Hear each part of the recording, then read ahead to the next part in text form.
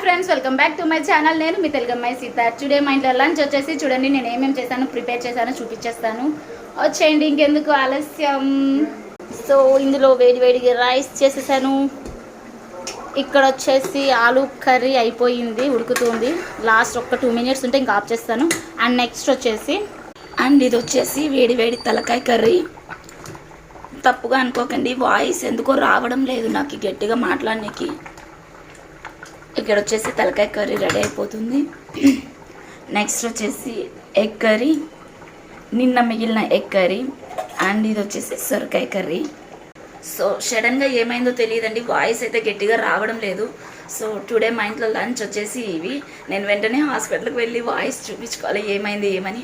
Okay, మన video మీకు నచ్చినట్లయితే ముందుగా మన ఛానల్ని సబ్స్క్రైబ్ చేసుకోండి, లైక్ చేయండి, షేర్ చేయండి, కామెంట్ చేయండి. బాయ్.